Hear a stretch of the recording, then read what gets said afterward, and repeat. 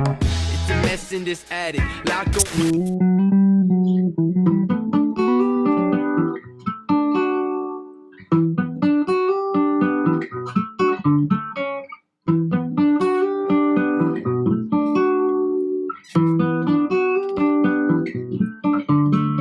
Thanks for coming in. This is Hilton, everybody. We have cameras everywhere. Joe, this one's kind of got the side of your face. You have a good profile. You should take advantage of that.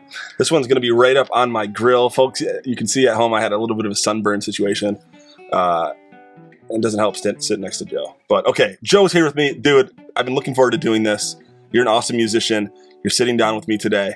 What are we going to do? We're going to make a beat in the attic. A beat in the attic. This is the first time really with a partner I'll be doing this. And not only with a partner, but a partner that actually knows what the hell he's doing, which is huge. So you've written in advance. You probably have thousands of these, but you've prepared, at least for tonight. You sent me a few earlier. These are little melodies you haven't used for your own work. Like Correct. As an artist, as Hilton the artist. Yeah, and like some of them, I just kind of sit down, pick up a guitar, and play whatever comes to mind, whatever comes to heart. And a lot of them end up becoming Hilton songs, and some of them end up becoming songs for other artists. And, you know, I have some friends who are producers who I send it to and like, hey, do you need this for anything? And Nice. it could become anything. So Yeah, today it's going to become a beat in the attic.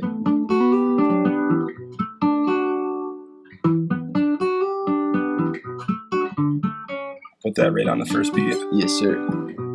And then I actually played that twice. I always like to do that so that you can double it if you want.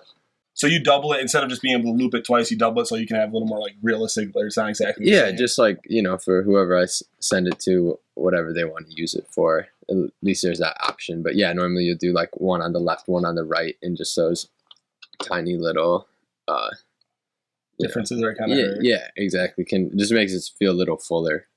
I guess we'll also find out if I played it perfectly the second time. The moment of truth. Normally what you do is you get a good first take and then you like play back and double to that. Oh yeah, But you just played it twice in a row. yep, Is that why they call you the human metronome? I don't. So Joe just taught us about this doubling. You know, and basically we pan one on the left side completely and one on the right side completely. So although they're quite similar, they're a little bit different, which is the point. And then when you're listening to it, it has a little more. Sounds like you're actually kind of in the room with two Joes. Okay, so let's just hear how this sounds. E minor 7. And then it goes to B minor 7. And that second time it lands on a D major 7. D major 7. Down below the E minor? Yes, below. Okay. So that's about it, yeah. I like it. Thank you. What does that make you, when you wrote that, like, does that come in with an emotion or? Like bittersweet kind of vibe to it. I also think it could be a party song. Like it could definitely be some shit you could get down to. I mean, In a lot you of have to different find a ways. song. I've yet to find a song that I can't be said for. Well, Down to anything. yeah, If you have the right attitude. everything's a party when you party. I don't fucking know. Shit happens when you party naked. That's okay. So what are we thinking for drums on this thing? Like some trappy type stuff, right? So here's my thing: is I think like the kick and the snare would probably be the same regardless of genre, and so maybe we start there, and maybe it ends up not even being trap. You know, I don't know if we need to put ourselves in it. Yeah, you're in that good kind of call. box. Yeah, No boxes here. This is the attic. yeah, For God's sake. anything goes.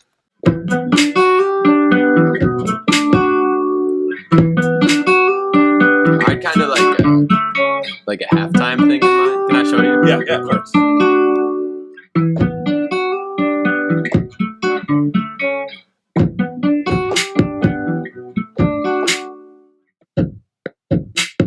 Still, it's on. Yeah, so it's the guitar in this one spot. Right here. I'm gonna split this Yeah, and just move it out a little bit. Like this is the. Let me hear this real quick. it was 16. Was it? Okay.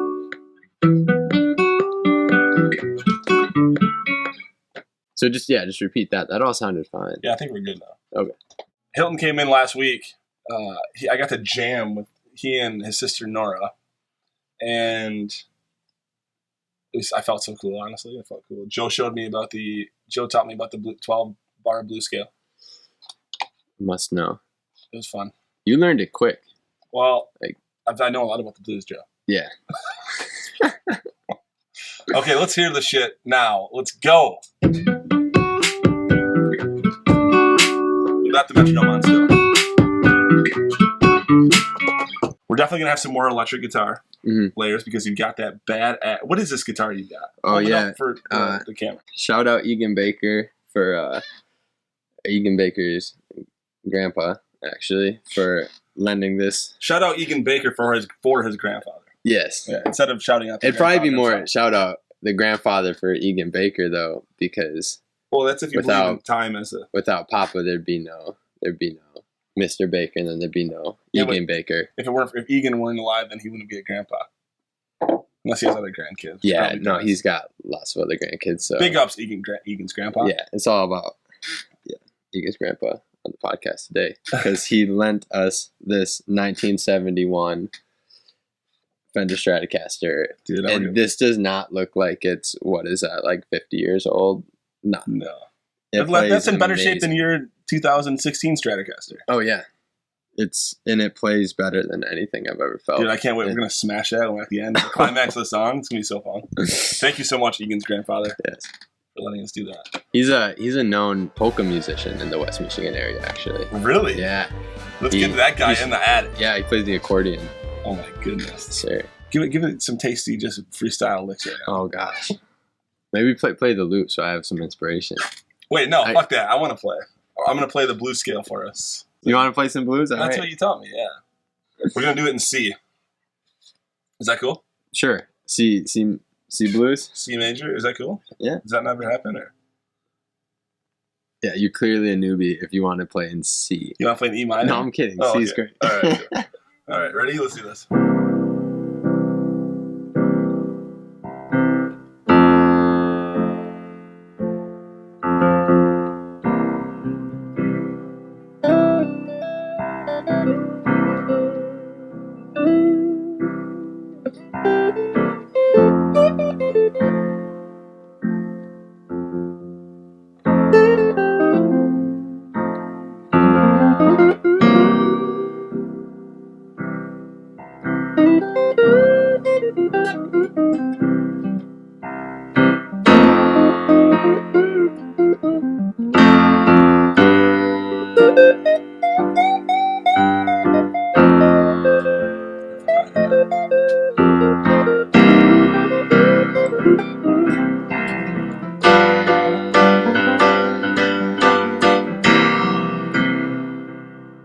I think I fucked it up though. That wasn't quite 12-bar blues, but No, I was feeling it. 11 bars. It was almost kind of churchy. It was very uplifting. Well, thank you. If you I want, ask and you shall receive, young disciple. Yes. For those of you that maybe you missed church today, welcome to the Temple of the Attic, where the land of milk and honey just comes dripping down my sexy thigh. It's a sexy church, sexy sermon, y'all. Woo! Okay. Sorry. Explicit rating. Jeez. You guys ever notice how ripped Jesus is, though? Come I on. don't have to.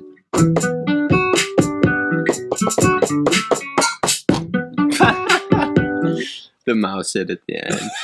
You never know.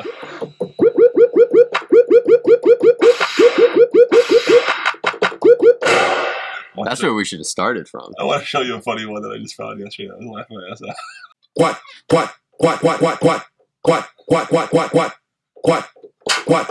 I think I discovered that one. You did. Taking credit. Look what I found. No. I mean, I guess I should be like, I should say I've been using it. What?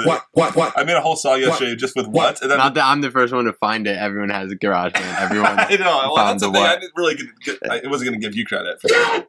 Look at. Why do we need that when I can just do that? Yeah. No, you could be the guy that does that sound. I'm trying to. I have an audition next week. Oh, okay. What other noises do you have? What else are you bringing to the table? I can do a really good. Watch this. That's really good. I didn't think a mouth could do that. Oh, shit. They make the same noise. It's weird. Sometimes it does that. Oh, is this hollow? Just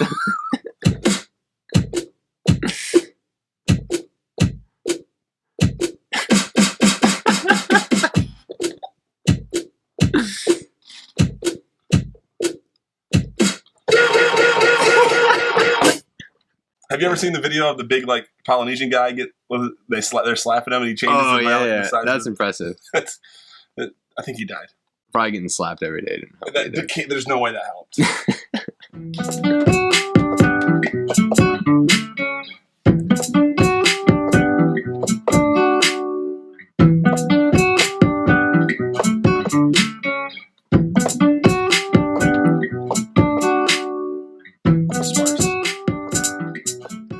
It's a creative intro. Without any of the other music. This could be music someday, like in a post music world, you know, like after music. You ever listen to free jazz? This would be too structured for free jazz. This sounds great. I think we just go to the mat with this. Go to the vinyl. Kind of sounds like someone's ratcheting. Like it sounds like an assembly line almost.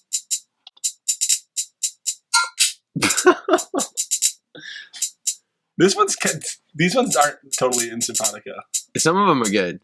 Like I think we gotta squeaky scoop. We gotta hella quantize here, but no quantizing. Oh yeah, yeah, that's your rule. That's why everyone was confused on how to rap over that. The bars in the attic song. Okay, Joe's gonna win that battle, but that's only because it's better. It's not about ego. It's best idea wins. Speaking of best idea wins, that's a philosophy that I learned from the fellows over at Cento Ani, who are responsible for running that company, but also for helping hook me up with this walnut table up here.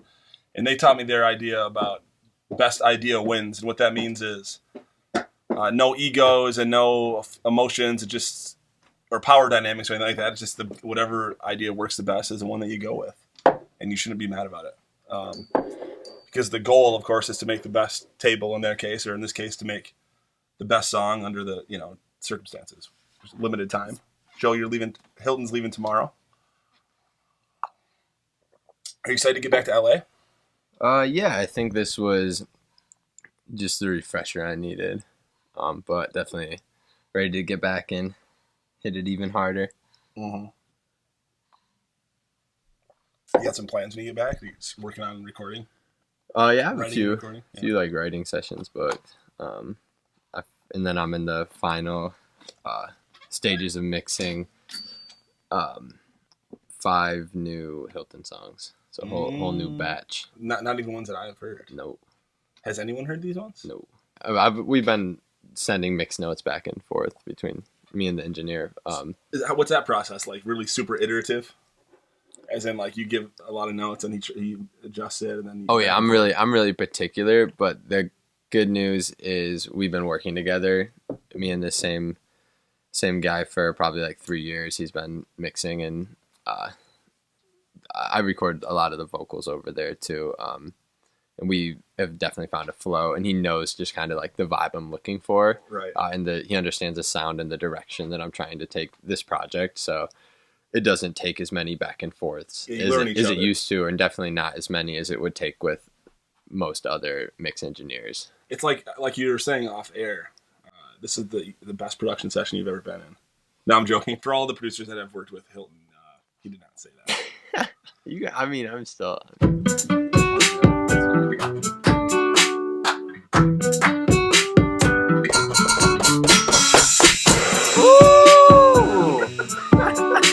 Oh!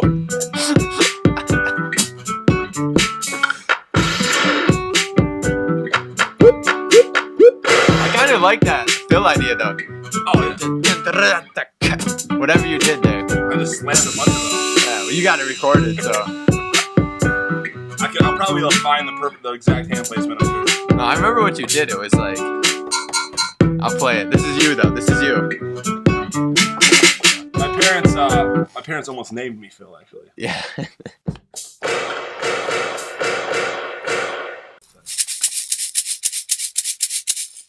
It's hard, guys. 122 is fast for the shaker. That's a lot of beats per minute for the banana to be involved right now. There's always room for the banana. Here it is with heavy volume. Okay.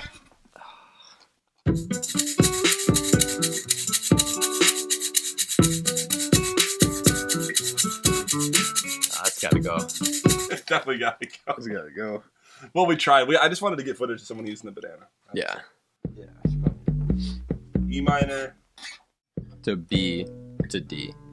But D's only every other time, so we play the loop and I'll kind of like find it with the. So it's E, B, E, B, D, E, B, E, B, D,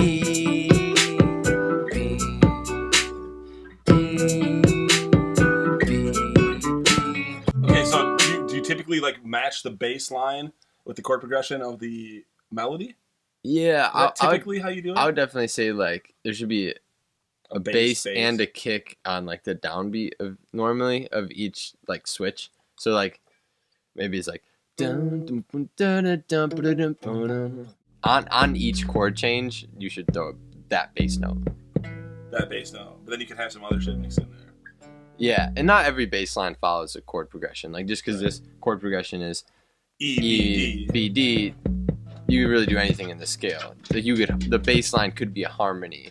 I would say for just simplicity, like following for simplicity it of straight. being doing something quickly too. It's Yeah, you would want to follow it straight on. This is to a large extent like me trying to learn about how to like Right. arrange and like make something. So quickly simple and answer easily. is like just whatever the chord is, that's your note. A lot of times I'll sing a bass line. Give me an example.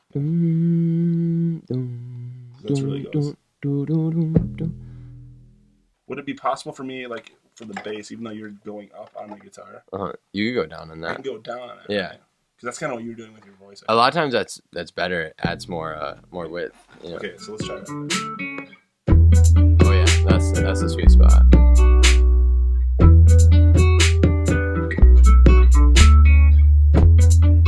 That's nice.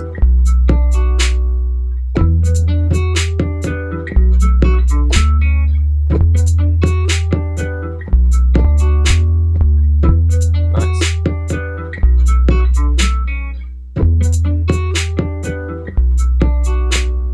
Oops, I fucked that one. I like that idea though. The ba dun dun and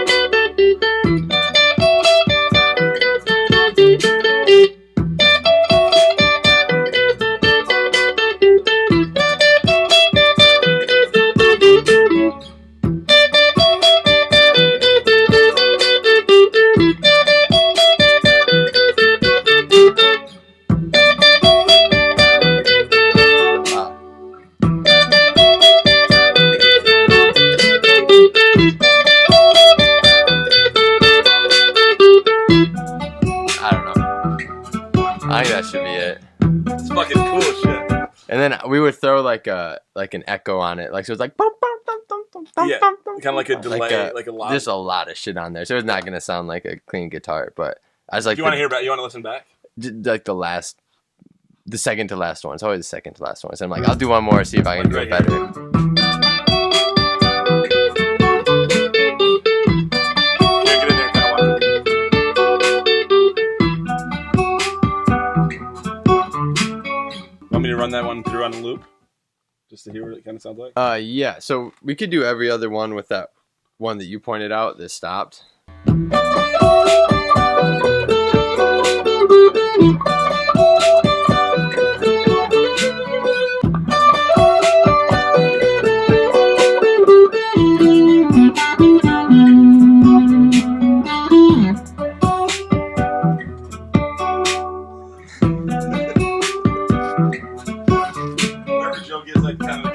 smile. It's like he knows you can't do it. He looks up at the camera. I'm guilty of that. It's a good cue though for the film. The 97th try is a charm. You ultimately knew what you were doing and then like recited it, but like to some extent, the way you found it was very impromptu. Oh yeah, improvisational. Yeah, exactly. And then it's just like it's a matter of finding it. That's the most frustrating part, and I think a lot of musicians and producers can probably speak or would probably relate to this. Yeah. Is when like you hear it and you find it and you like do it once and you're like, I got it. But it's like, it's right there. There's like one note that needs to be changed. And like, you have that vision, or like when you're writing a song and you know what the song is going to be, but you can't quite get it out there. And it's just a matter of getting over that wall. But if you stay focused, you 100% every time can get through it. And then it's such a good feeling at the end once you do, as we're starting to like, this is starting to feel great. Yeah, it's coming from we struggled in the beginning, but little secret, like every session ever struggles in the beginning. I don't care who you are, like there's technical difficulties, there's confusion. Yeah. It's slow until it's not, and that's just every session. Like the biggest producers in the world, I guarantee, like at least have days where it takes a minute to find the groove on that session, and that's okay. That's just part of the process. We were listening to Dave Bailey from Glass Animals. Oh, yeah. And he was talking about how he likes a quote from Arlo Guthrie, who I'm a huge fan of Arlo Guthrie. And he said that Arlo once said that writing songs is like fishing. And, like sometimes you might go fishing all day and you might change your bait and you might change your technique and all that stuff. And at the end of the day, you just have a bunch of weird fish that you can't really eat. But once in a while you keep with it, you keep doing it, you keep changing, and eventually things kind of click and then like you'll make a song. Yeah, and then you catch that tuna and you're good. Right. Yeah, exactly.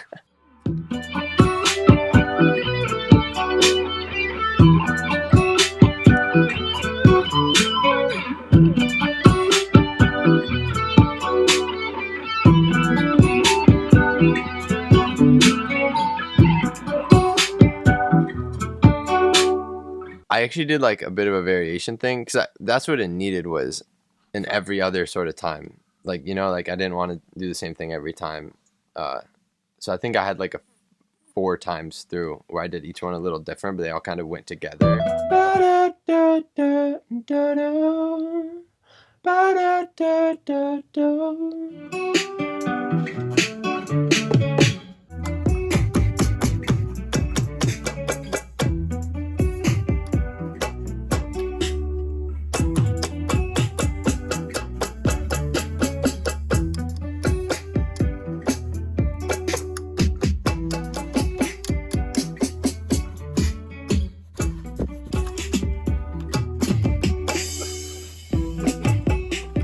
So I'm thinking that's kind of maybe the chorus where the full, because that would be long enough to be like a short little intro verse. Kind of like a breathe. Yeah, and then maybe about there it would go back to the verse.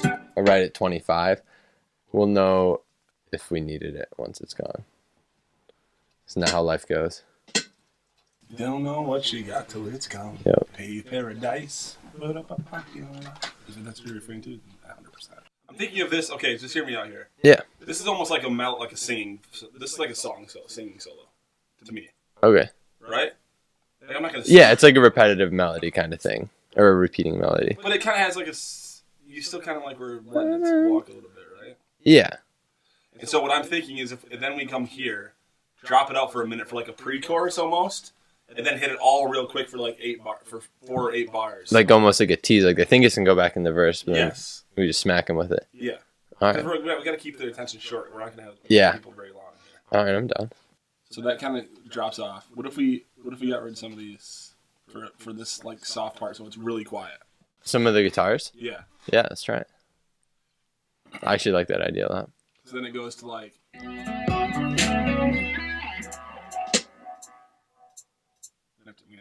Maybe you keep the bass in there. Yeah. So there's at least some melody, or you add a synth part in later. Yeah, true.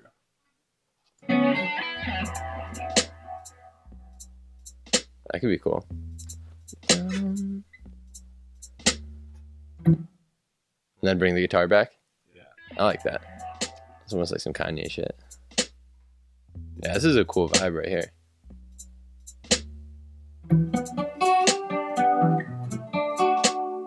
I kind of like keeping the bass, yeah. I think I like the better of the bass too. Yeah. I think that's kind of like the climax of the song. Just let it build to that. Yeah. Let have everything in there.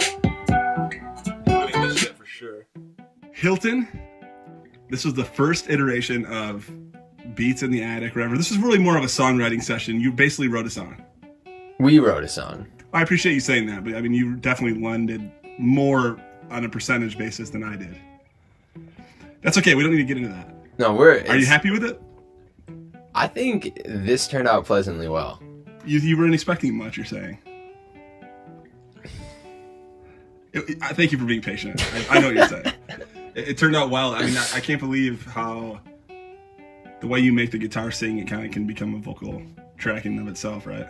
Appreciate that. Yeah. Right, though? Is that kind of how you think of it sometimes? Something I've worked on instead of just picking up the guitar and playing what feels good and making noise, trying to hear a melody and then play that melody simultaneously. That's definitely something I've worked on, so I appreciate you acknowledging that. Oh, it's dope. Yeah, it's super dope. So this is the track. It's actually quite simple, really, in terms of like we didn't put in too many layers. By the way, some of these layers are just me talking nonsense. We could combine some of these into a single drum track. Hilton, you fucking killed it. I honestly feel super honored that I get to learn from you. It's cool. Thanks for teaching me, for real. Thanks for having me. I'll remember a lot of these lessons in terms of like arrangement and all that stuff, even though you're just kind of learning myself. Well, yeah, you say you're learning yourself in terms of the structure, but you do know how to structure a song because you've been doing it for so long. I appreciate that. You know, like the arrangement, right? Like you don't speak very technically about it, but you do. You could speak technically if you really shouldn't say it down and made you. I definitely have been writing songs and doing all of that for a long time. You know, producing a full beat and being in a studio, you know, on a daily basis is something that's a little bit fresh, and I learn something every time I go, but that's definitely exciting. Yeah, dude. Keep it rolling. Hilton, you got 5 new songs recording right now. You're heading back and getting into the studio? Yep. And when can we expect to see those? Yeah. Oh, I don't know. There's a lot of behind the scenes stuff that is in the works. It's gotta finish working itself out, and hope soon though. This year. And you're continuing to work with some other artists. We'll get to hear more about that as that becomes available. Yeah. And it's just awesome. The Attic is happy to have you as part of the fam, as a huge part of the fam, and we know you're gonna keep it rolling. Yeah, you guys are part of the Hilton fam too, so show the new appreciate ink. it. Which new ink? The ink on your finger. Oh, this one? The Hilton logo. It's so dope. That's one that you got. Was that actually filmed in the Bones video? Yeah, and the dude showed up without a stencil, and like humans can't draw a perfect circle, especially when you're drunk as fuck, which this guy was. And so I just had to... Your tattoo artist was drunk? Yeah, but we showed up and we only had the space for that amount of time. And that's like how the story of the music video ended, was me getting that tattoo for real. And there was no other option. So I just said, screw it, I'll have a crooked circle on my finger for the sake of the music. So... It's not even crooked though. I got it touched up. It looks a little better now, but it was... Is that a stick and poke type? Is that what that's called? No, it just turned out a little bit like that, but it was a real tattoo. Okay, so we will not be advertising the drunk tattoo artist. No, I think we should. Oh, okay, we'll put him on. I didn't say his name, but he's actually worked with a lot of big artists like Chris Brown and Ray J and Drake and Conor McGregor and all these. I was like, all right, like who are you two now? Why are you guys letting him do that? But yeah, and Hilton, so you know. Add it to the list, baby. Yep. Safe travels, my man. You guys check him out. Go to the show notes. No, this is a vibe. Now here's the world premiere of Hilton and Big Kirk, Addicted. We got Hilton up top, Hilton up at top in the attic. His mother comes out and then makes these hits automatic. That's right. Freestyle, my man Hilton. BIG KIRK Big Kirk.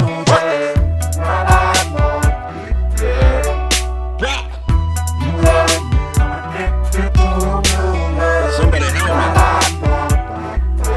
It's too late.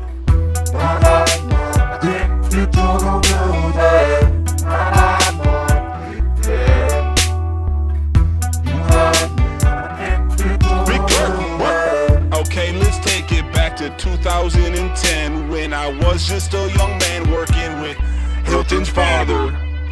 We was down in Zealand around trying to sell them mirrors and car parts. And Joe was somewhere writing lyrics and playing the guitar.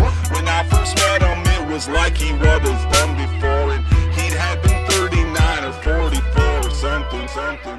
Knew when I first met him, this kid was a troubadour, and I knew that he may not be that young, it's like he lived before. 1971, fucking Stratocaster, making that shit sing like a whiny bastard. Now here comes Hilton back in with his little Aston Martin. He's driving around the PCH up in his Aston Martin. Oh no, it's old Rolls Royce, it looks like he'd be ready for the parlor. His finger hurts, it's a circle, but it ain't so perfect. It's okay, Joe, do not be so sad. You know I love you, brother. It's okay, you don't be mad. Big Kirk, what? Don't be sad so much, you know I got your back. My main man Hilton in the fucking attic, making me look dope as fuck. I don't know shit about music production, but now I know more because I was up in this motherfucker. Do not be afraid to learn more shit. Take the friends that you have and see if they can teach you more than you had ever known. If you do not do it, you will just be the same motherfucker that you was since you was little back before.